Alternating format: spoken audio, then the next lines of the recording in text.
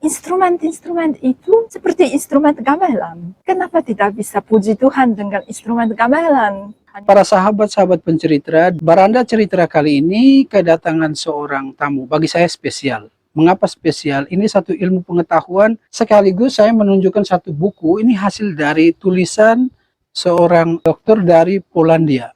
Menariknya di buku ini, karena dalam ziarah intelektualnya, dia kemudian berhenti di Indonesia dan menulis tentang etnomusikologi dari budaya Jawa dan Flores.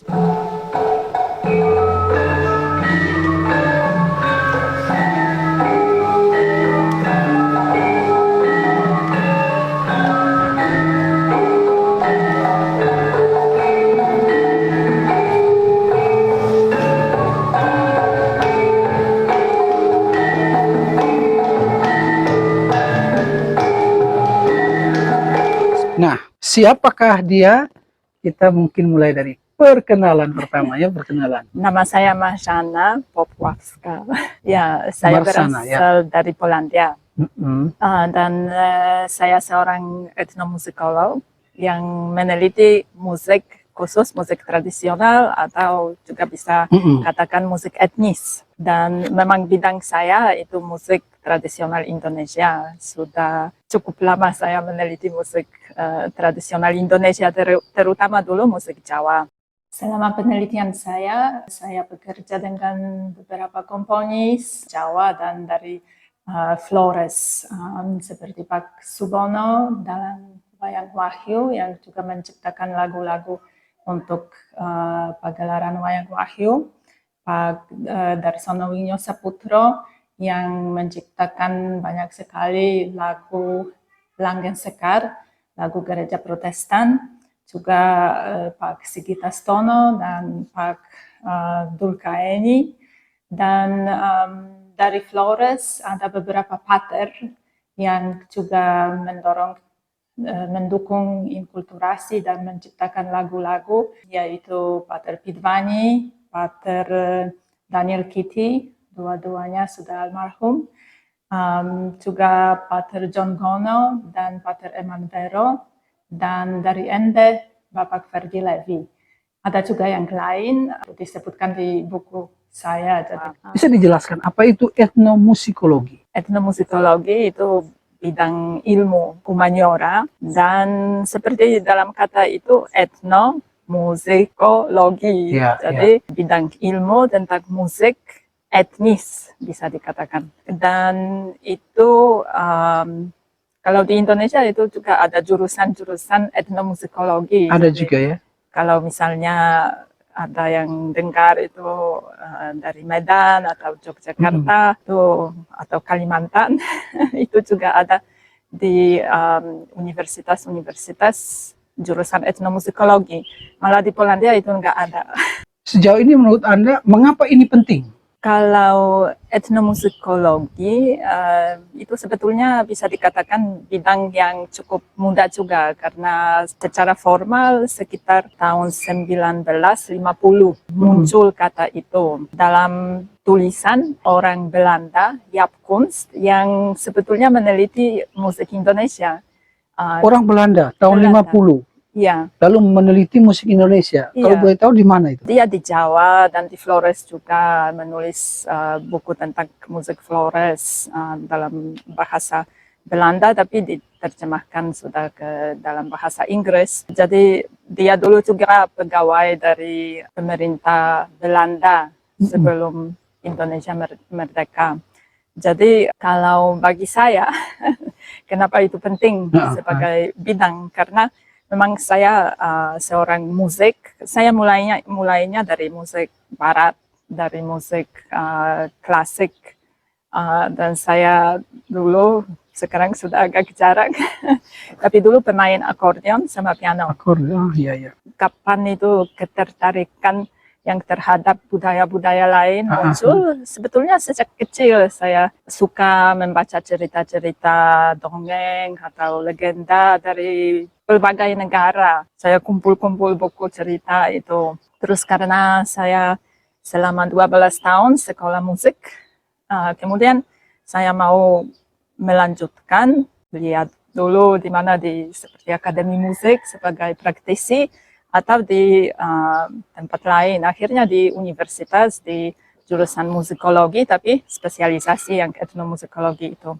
Jadi pentingnya ya memang itu sudah menjadi sebetulnya pekerjaan saya tapi juga hidup saya.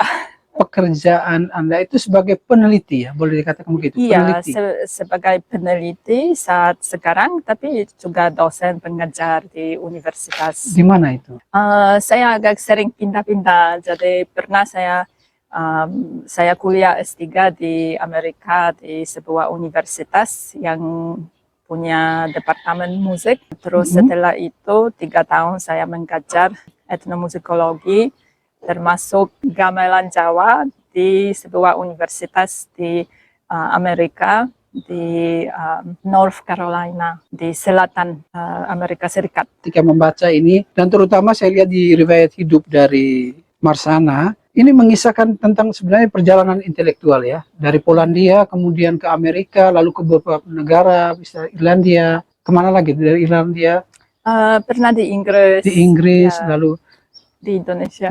ya itu yang menjadi pertanyaan ya, mengapa memilih Indonesia? Karena Indonesia pasti saya sebut itu pilihan karena sudah beberapa negara dilalui.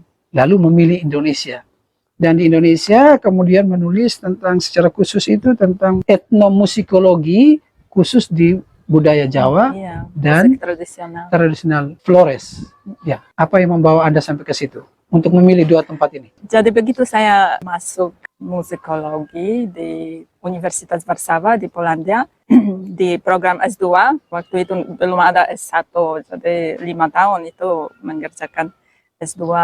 Terus saya sebetulnya sebelumnya coba pilih beberapa tema yang saya mau kemudian meneliti untuk S2, tapi akhirnya ada kesempatan setelah saya sudah ya di Polandia sempat ikut kuliah praktek gamelan yang memberi kuliah itu seorang dari KBRI di Warszawa, Pak Sugianto. Beliau masih di sana dan masih kadang-kadang kami ketemu. Setelah itu saya di Inggris juga sempat 1 semester di sebuah universitas yang punya gamelan. Jadi di situ saya juga ketemu orang yang sudah pernah belajar di Jawa, di Surakarta. Jadi di antara waktu mengambil kuliah praktek gamelan itu dengan waktu di Inggris, saya diberitahu tentang kesempatan ada beasiswa ke Indonesia. Saya meramal, terus diterima. Jadi itu sudah lama sekali. Belum banyak tahu tentang Indonesia. Jadi sebagai adventure besar.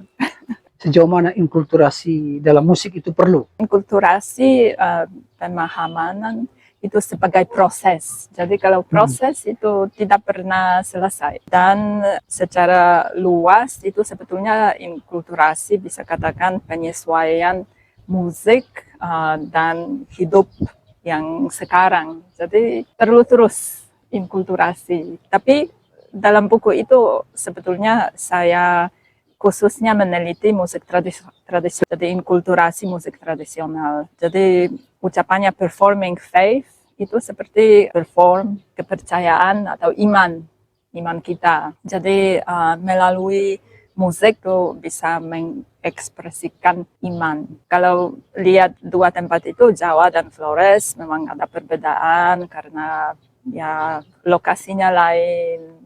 Kebudayaannya juga lain, institusi budaya juga ada yang berbeda. Kalau di Jawa mungkin lebih berperan institusi seni sebagai Institut Seni Indonesia di Surakarta atau Yogyakarta. Jadi orang yang terkait dengan institusi itu atau sekolah menengah karawitan, mereka kalau berada dalam gereja, mereka ingin untuk merangkum musik tradisional gamelan Jawa. Kalau di Flores ada juga seniman tradisi atau juga para pastor yang orang Flores yang mereka juga bisa buat komposisi, buat lagu, dan mereka mencoba untuk memakai motif-motif tradisional.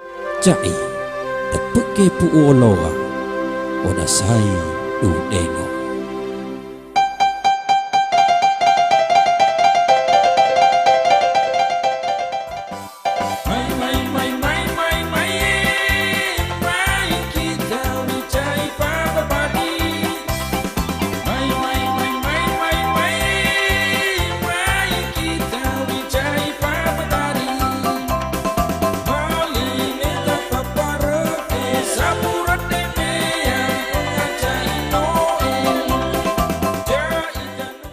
Dan juga itu harus sebutkan peran pusat musik liturgi yang berada di Yogyakarta, Iya. yang mereka sudah puluhan tahun Iya. melakukan inkulturasi, juga banyak catatan tentang banyak buku, lagu-lagu inkulturasi yang mereka sudah siapkan dalam bentuk buku, dan juga memberi lokakarya semacam workshop untuk komposisi musik gereja, musik yang baru tapi bersifat tradisional. Saya pikir satu catatan yang paling menarik dari pembicaraan ini, dan kalau sempat Anda bisa mencari buku ini, pentingnya inkulturasi. Sebenarnya bukan hanya soal agama, bahwa inkulturasi juga perlu masuk di dalam agama, tetapi dalam banyak segi ya kita perlu itu.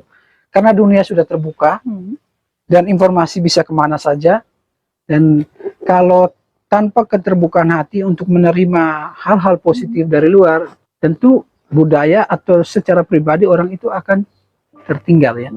Seorang ketika menulis buku, dia mendedikasikan untuk ibu, keluarga, sahabat yang berperan, guru, tetapi ini didedikasikan kepada atau untuk Mazmur 150. Alasannya. Oke, dibacakan dulu. Iya, dibaca dulu.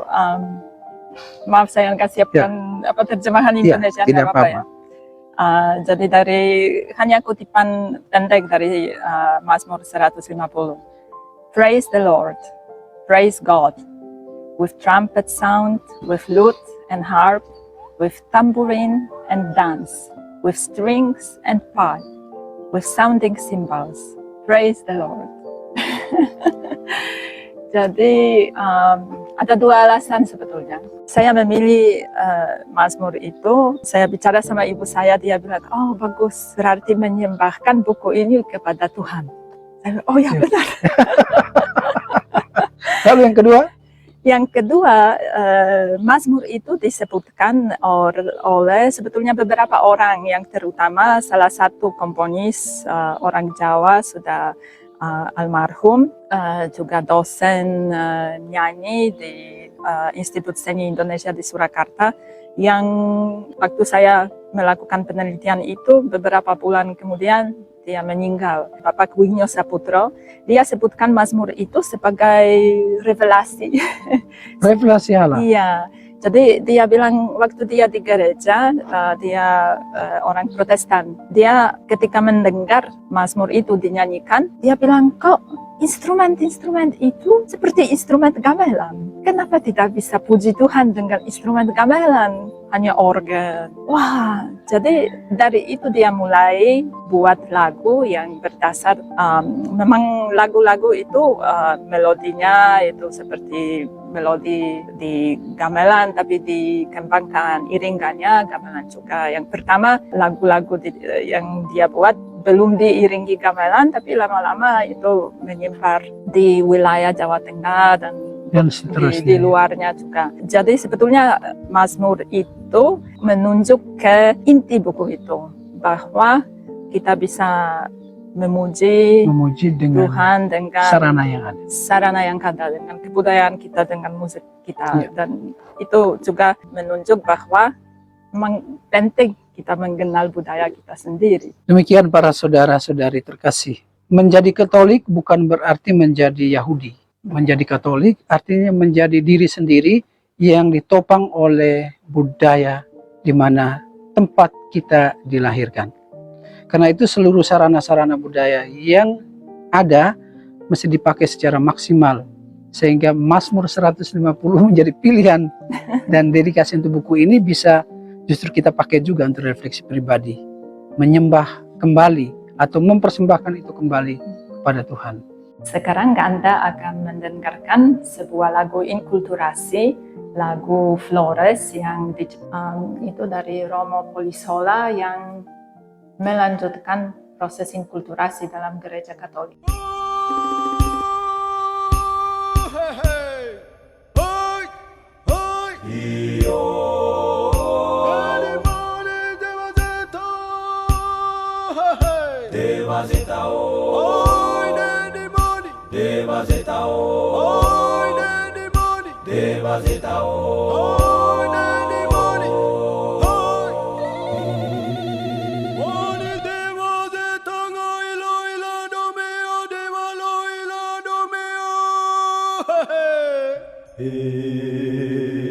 Ade deva zetanga ilo ilo domea deva lo ilo domea. Deva zeta dalla domea.